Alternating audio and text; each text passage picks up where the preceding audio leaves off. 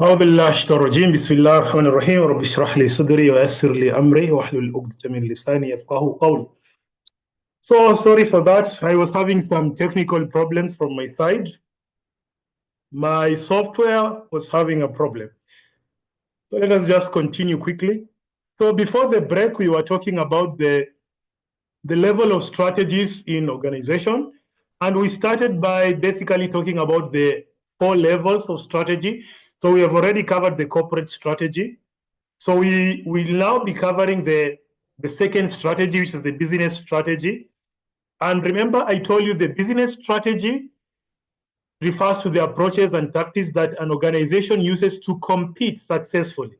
So if I want to compete with my competitors, I have to have a good business strategy. Okay? Now, and the business strategy always answers this question, or always ask this question: how will we win in this market? How will we create value for customers? You know, these are two important questions that the business level strategy is trying to find an answer to. Now, then, before the break, of course, we've talked about the key aspect of business strategy. I'll not talk about that. I was here. So in the business level strategy, we have 3 types of strategy. And I remember I had already started explaining the first one, which is known as the cost leadership. So what is all about the cost leadership? It is all about offering services, products at the lowest possible cost to attract price-sensitive customers. So we normally have some customers, they don't care with the quality. Quality is not their problem. So if they come to your shop, how much? So they care about the money. They care about the price. So when you are having a business, you should always consider this group of customers. You know, so always ensure. For example, if you're having a university, online universities provide affordable tuition and flexible payment plan. For example, if it is Alpha University and Alpha 1 student, it should consider the price. It should consider the fee. The fee should be low so that many students can be able to do what? To afford the fee. So that is the first strategy of what? That is the first business strategy. We focus with what? Gurush, money, asir. It should always be low, targeting the customers who are always sensitive to prices. Number 2, differentiation. Differentiation is the opposite of price. These are the people who care about quality. So when they come to your shop, they will not ask about money. Like, what quality do you have? What kind of quality do you have? So differentiation, providing unique services to stand out from competitors. For example, Apple company, they normally focus with quality. Their prices are high, but their quality are mashallah. The iPhone, you cannot find a cheap iPhone. So iPhone, they normally focus with quality because they know there are people, they know there are some customers who want special things, you know? And even in some universities, you have some courses. Some courses are just special, and those courses are expensive, and they are targeted to people who care about al-jawda, quality. Now, then number 3 is the focus strategy. The focus in Arabic means tarkiz, targeting a specific niche. So for example, if you are having a business, you focus on a shabab, full stop. If you're having your business, you focus only on women. If you're having your business, you focus only on all people. So this type of what? The focus strategy, you focus with a specific group of people, and you focus with people who are sensitive to price, or you focus specifically with people who are sensitive to quality. So these are the three strategies. And if you're having a business, you have to ask yourself, which strategy, which business strategy are you adopting? Like, are you going for cost, the price, or are you focusing with al-jawda, quality, or are you focusing with only giving product and services to special group of people? Because remember, as a business person, you cannot satisfy everybody. No, you cannot. So you have to focus with only a specific group. So this is the business level strategy. And the business strategy, we have three: cost leadership, differentiation, and we have focus. So as a businessman, you have to ask yourself, which of these three, which one is the best for you? So what is best for the Habshil might not be best for Amal. And what is best for Amal might not be good for Dar es Salaam. It depends with a lot of factors.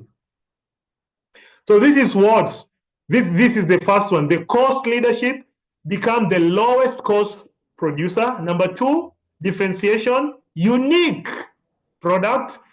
Number three, focus, dominate a specific segment. The segment can be geographic. You focus with Boroma, or you focus with Ergesa or Mogadishu, or demographic. You focus with a special group, the youth, the women, or product base. Then number four, integrated cost differentiation strategy. This one is very difficult. It combines both low cost and differentiation, price and quality.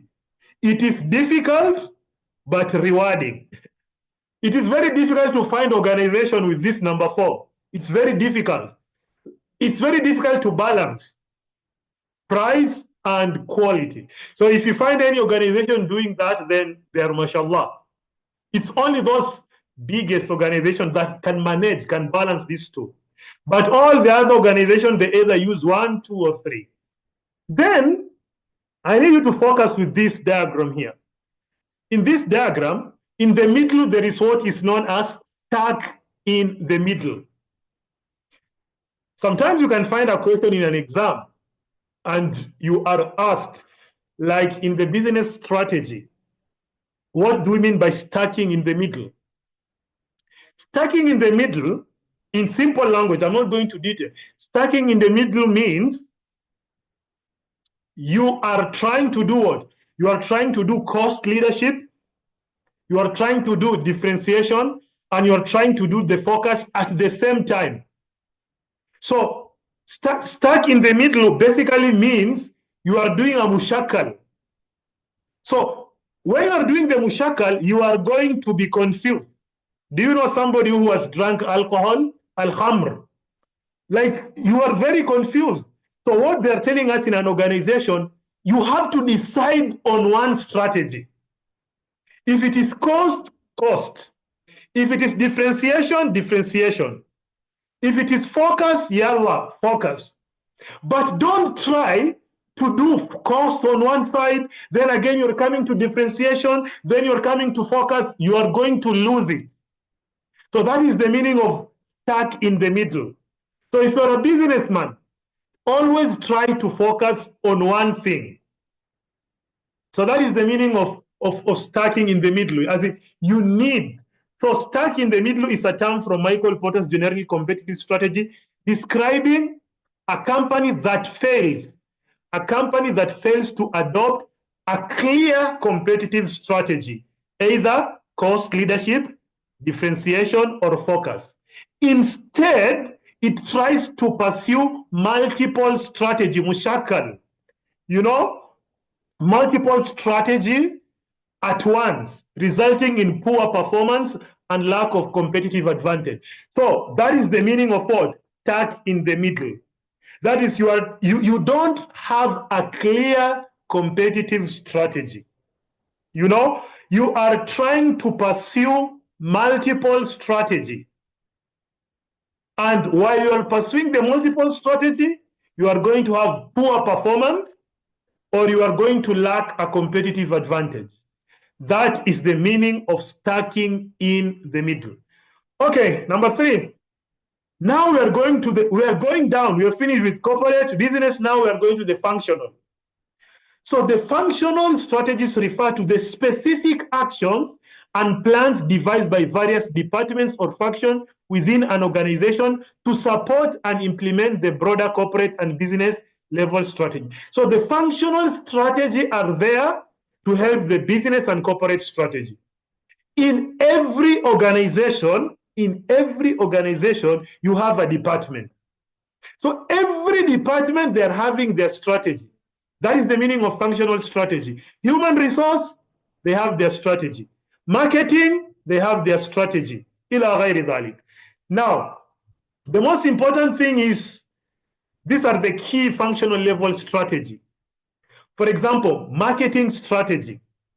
We have some organization, they have this department that focuses on branding, promotion, and customer engagement to attract and retain clients. So this is the objective of this department. You also have the financial strategy. It deals with financial planning, cost management, investment decision. You also have another department, human resource. They focus on employee recruitment, training, retention, performance management, ila ghairi dhalik. We also have technology and innovation strategy. That is another department. You also have the customer service department. So for each and every department, they have their special strategy. But this strategy should be supporting the business and the corporate strategy. If it is not supporting the business strategy and the corporate strategy, it's not a good strategy. So this is just also another one. Marketing, it focuses on marketing campaigns, human resource, on talent acquisition, training. Operation strategy is not here. This operational strategy should not be here. Research and development and financial strategy. So that is number one. That is number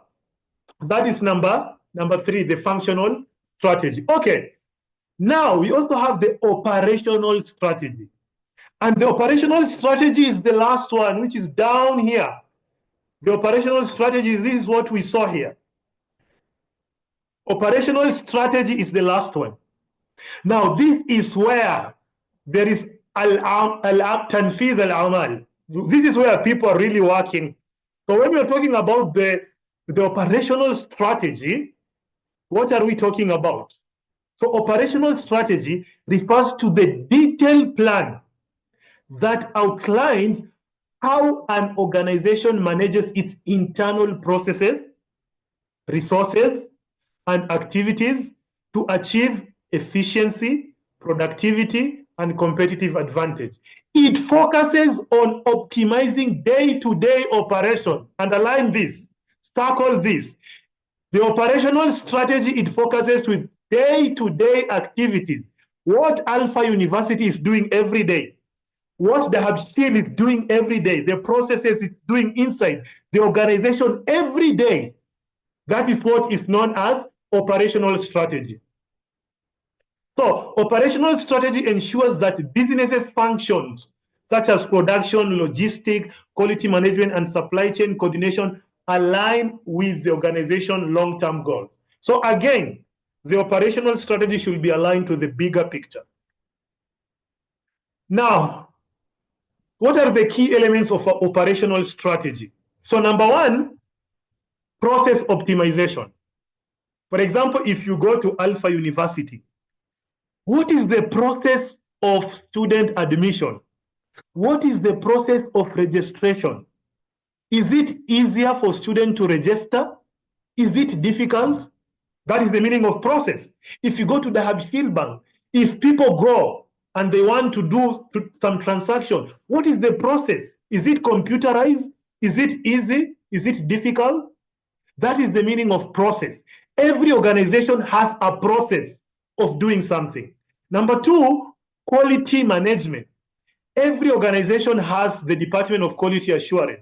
To ensure, even at Alpha University, there is the Department of Quality Assurance to ensure the exams are of good quality. The teachers, their quality is okay. Everything, quality is excellent in terms of quality.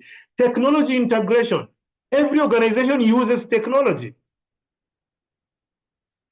Supply chain management. Every organization, they have their supply chain. For example, if you're having a hotel, this hotel, where do you get your onion? Where do you get your sugar? So there are some people who are supplying you with this thing. If there is a problem with the supply, the day-to-day activity in the hotel, if they don't get tomatoes, if they don't get sugar, there'll be no food. So supply, how we are dealing with our supply. Capacity planning. Capacity planning means we need to have enough in our store. If we are in a restaurant, we always need to ensure that we have enough in our store, because something can happen. You know, like during the corona, something happens and you're not prepared. You need to have enough employees. You need to have enough teachers if you're in the school. Then we also have the sustainability practices. When we are talking about the sustainability practices, these are practices to improve, for example, not to pollute the environment. If you are having an organization, if you are having a company, you should always ensure that your activities are eco-friendly. If you are having a company, ensure that you are not polluting the environment. So these are just but some of the words. Then lastly, so these four, quickly, because of time, these four here, these four strategies, if you are in Somali, you apply it inside Somali. But now, if my business is also in another country, what happens? I have another business in Djibouti. I have another business in Ethiopia. I have another business in Saudi Arabia. What should happen? I need to have a global strategy. So this global strategy is going to enable me to compete at a global scale. So this is what is meant by what? This is what is meant by global strategy. So global strategy refers to how a company expands internationally, number one. Number two, a global strategy refers to the strategic plans that organizations use to expand and compete in international market. Number three, global strategy refers to the comprehensive plans and approaches developed by organizations to operate in multiple international markets.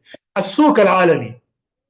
So you need to go. So when you're having what? When you are competing, when you're having markets, when you're having branches in other countries, you also have to have a plan. You also have to have a strategy for that. Now, there are some key aspects of global strategy. I will not go to that. I'll just go directly to the types of global strategy quickly. Number one, we have international strategy. Number two, multinational strategy. Number three, global strategy. Number four, transnational strategy. Now, let me give you examples quickly. Number one, international strategy. Companies export products or services with minimal modification, focuses on home country advantages. So international strategy means if I am in Somali and I am, for example, making mobile phones in Somali. If I am going to sell it to another country, I'm not going to make any change. So the same mobile phone made in Somali, if I go to Ethiopia, it is the same mobile. I'm going to sell it in Ethiopia. If I go to Saudi Arabia, the same mobile. There is no modification. Nothing is changing in that mobile. So it is one size fits all. Is it clear? Number two, multinational strategy. Focuses on adapting product services to local markets. High customization for cultural and regulatory differences. Multinational means if this mobile phone is made in Somali, if I go to Ethiopia, I make some changes. Because in Somali, in Ethiopia, their culture is different.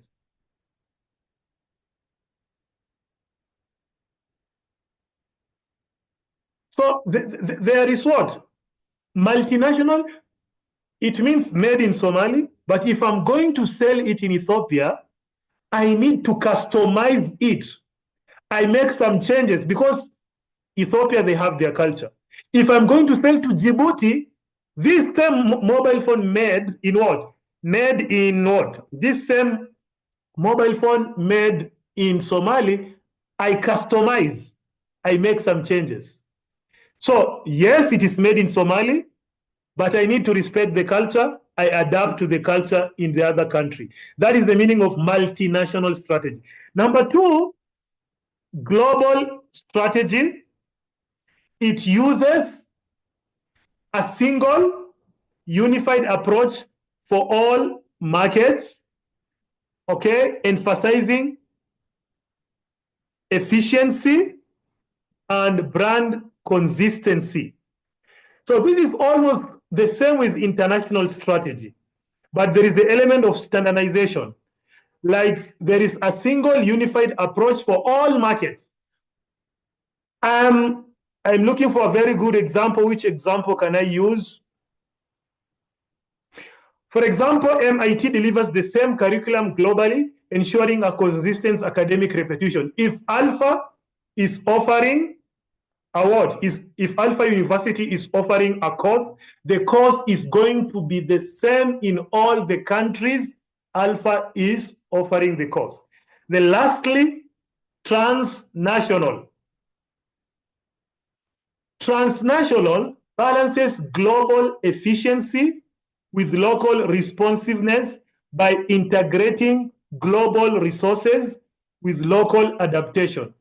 So here, there is a mushakal of, for example, if I go to Ethiopia, I adapt to the culture in Ethiopia, plus some element of the global market. So these are the words. So these are the types of global strategy. So if you read this, for example, global standardization, a uniform product or service is offered worldwide. So global standardization, there is uniform product. Transnational balances global efficiency with local responsiveness, integrating worldwide operation while allowing some adaptation. Multi-domestic customizes product. International strategy leverages home-based competencies and sell products internationally with little customization. There is no customization at all. And there are examples here that can help you. So is there any question?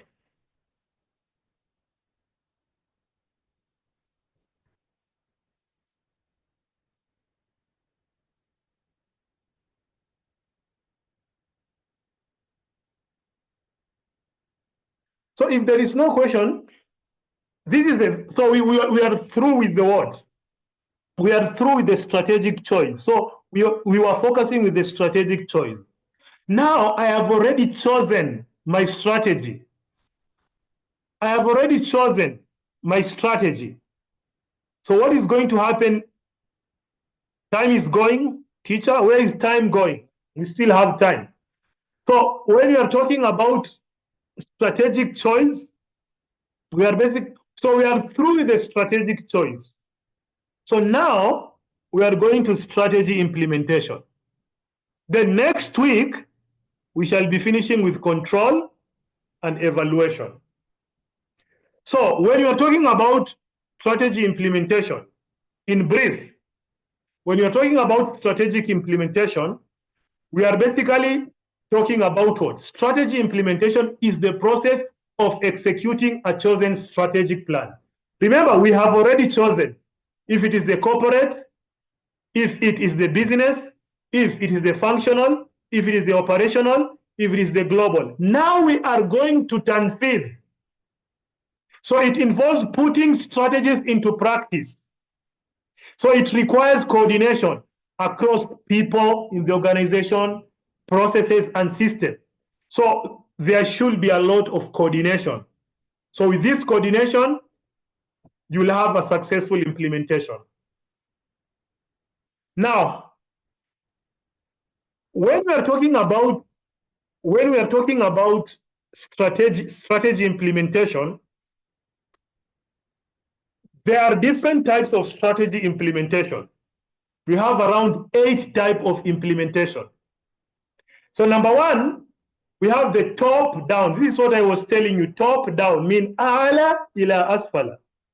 Strategy is formulated by top management and cascaded down to lower level. And this is the corporate strategy. The CEO, the board of direction, they decide, then down here, you have to implement. So it is centralized decision making. All the decision, look at the picture up here. This is the boss. You know, the boss is the one who formulates and decides for everybody. Number two, bottom up. Employees at lower level contribute ideas which are refined and adopted by leadership. Bottom up is the opposite. They ask for the ideas of the employees down there. Look at the picture. It's starting from down there. The ideas is coming from down to top. That is why it is known as bottom-up implementation. So it encourages employee participation. Number three is what? Collaborative. Hunaka al-musharaka. Involves cross-functional teams. Teams are working together to do what? To implement. So it is not a one-man show. Because we have different departments, you have different units, you bring them together. You have people with different experiences. You bring them together in one table, you discuss, and the implementation is done collaboratively. Directive implementation. Directive is strict command-based execution. As some hour, there is no room for participation. Command, al-amr, al-awamir, do this, don't do. And we normally use this in crisis or highly regulated industry.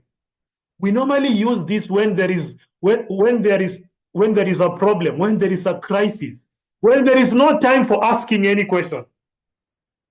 We don't have time to ask any question. We are going to use this strategy.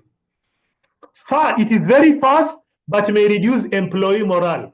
The employee they'll not be motivated because you are ordering them. You are forcing them. Incremental strategy is rolled out in phases. So we don't implement everything today. We have phase 1, phase 2, phase 3, phase 4. And this incremental is always used in project. Those students who are doing project management, you will do this when you're talking about this, what is known as project planning. Project planning and project evaluation, you'll find it there. Resource-based implementation focuses on leveraging existing resources. So we are implementing based on our resources.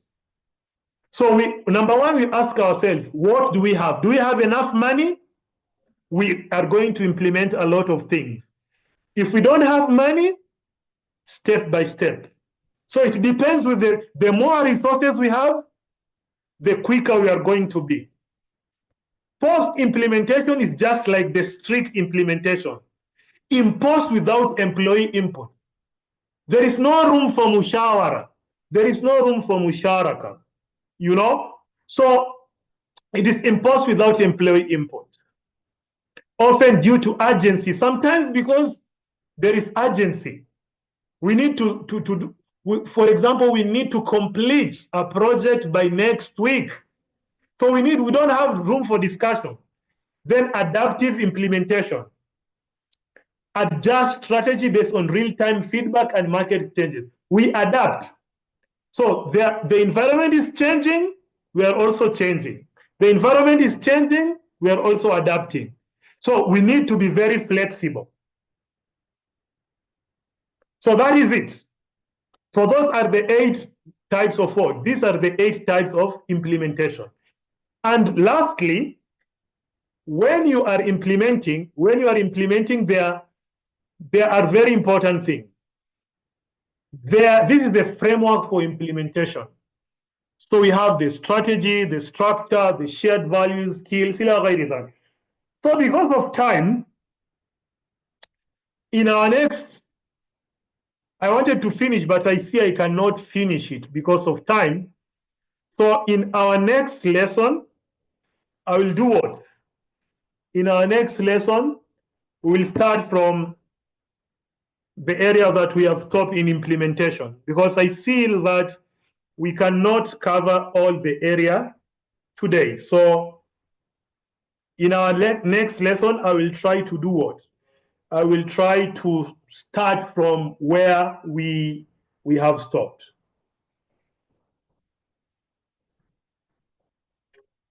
So there is the students who normally take the attendance. What is his name? Can you take the attendance, please? What is his name?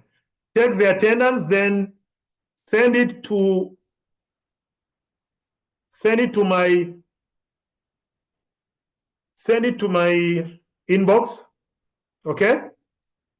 Please, is there any questions? So there are some students, around 25 students have sent their assignment.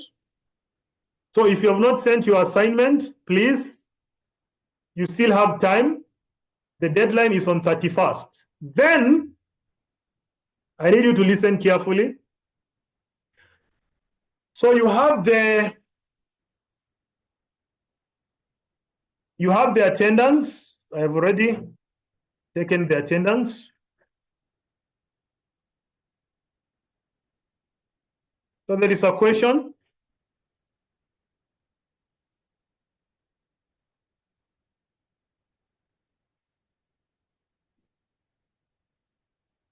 So as we finish,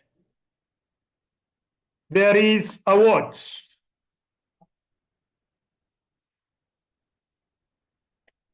There is a quiz that I'm going to send in your group. The quiz is from chapter, the quiz is going to cover the first, the quiz is going to cover the first 4 modules, module 1, module 2, module 3, and module 4. And the quiz is going to be 20 marks. You will have some days to do the quiz. You'll have to submit the quiz by the 3rd of April. So immediately now, I will just send the quiz to your group now. Take your time, please. You have some time. Just review the questions. If you finish answering the questions, you submit it. So the quiz is 20 marks. Plus, you have the assignment is 10 marks.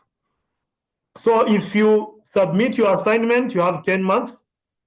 Plus the quiz, you have the 30 marks. Plus the attendance, 20 marks.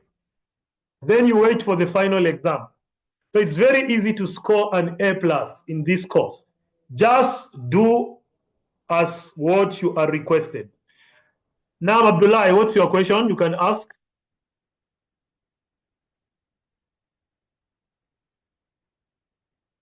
Abdullah, you can ask your question. I've already unmuted.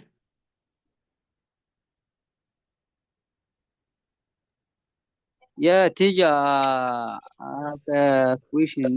What about the last assignment marks? 20 mark or 10 mark? No, it's 10 marks. The assignment, there are 2 assignments. The first one is 10, Yeah, 10. yeah. So it is 20 divided by 2. 20 divided by 2, it's 10 marks. So the assignment is 10 marks. And you have to do the 2 assignments. Some students, they were only doing 1 assignment, the Habshil. No, you have to do the Habshil, and you also have to do the one for the Alpha. So don't do only 1, do the 2 assignments. Okay, that means the total marks of these 2 assignments is 10 marks. Yeah, it's 20 divided by 2. 20 divided by 2. Okay. Thank you, teacher. Then, All right. Hello. I'm Alim. Naam, Hello. Ahmed Mustafa, what's your question? My question is, I want to understand the difference between directive implementation and forced implementation. They are almost the same. They are almost the same. Direct and forced, they are almost the same. They are the same thing.